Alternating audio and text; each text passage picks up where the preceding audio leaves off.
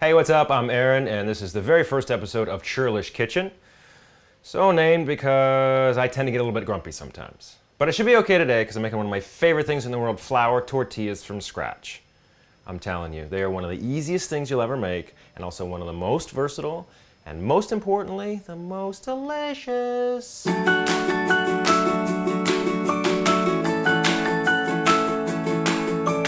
Okay, you probably think this is a flour tortilla, right? Well, it's not. This is garbage.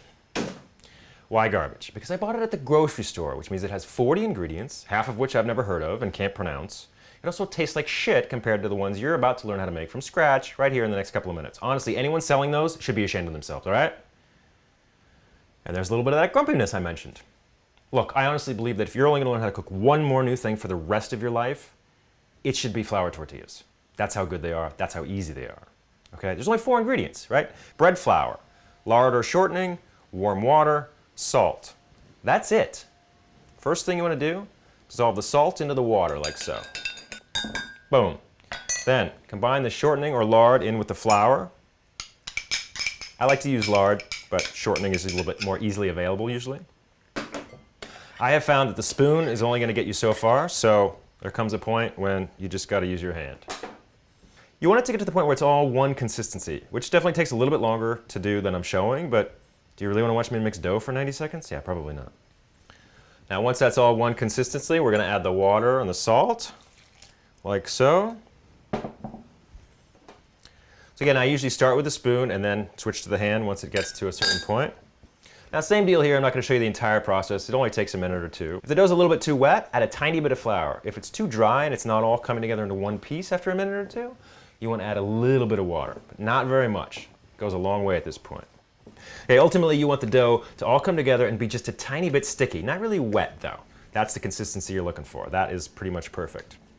Okay, we've got our nice big dough ball here, and unless you're looking for one giant tortilla, for which this would actually be perfect, you got to break it down into smaller sizes. So, grab your scale if you have one, totally not necessary. I like to use it just for consistency.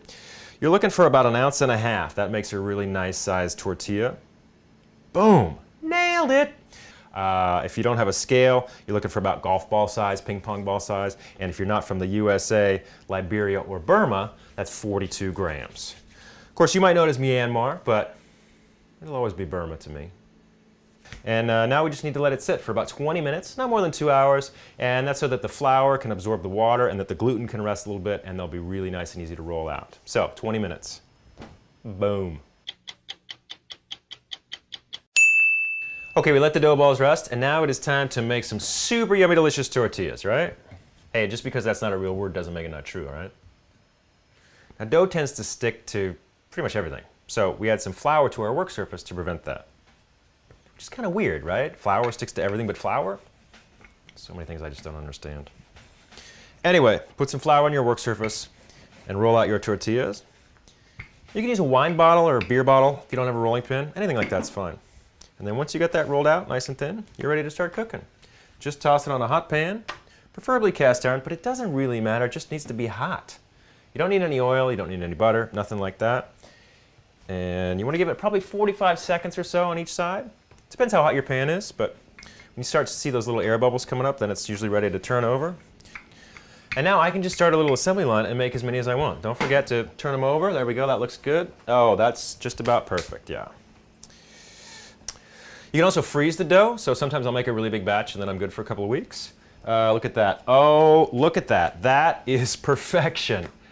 Now, tortillas are great for tons of stuff, right? Quesadillas, breakfast burritos, regular burritos. Put some peanut butter on them, put some almond butter on it, put some butter on it. Eat it plain, whatever. They're fan-fucking-tastic, all right? And I probably should have warned you at the top that you're never going to want to buy one at the store again, okay? That's how easy they are, and that's how yummy they are. I make 1 or 2 almost every day. If you like this video, I'd love if you subscribed to my channel or gave it a thumbs up, or both, you know? If you don't like it, hey, maybe keep that to yourself, right? I gotta try one of these. This is right, fresh off the press. Holy cow. Hot off the press, that's what you're supposed to say, right? Every time. Every time, I'm just blown away by how good they are.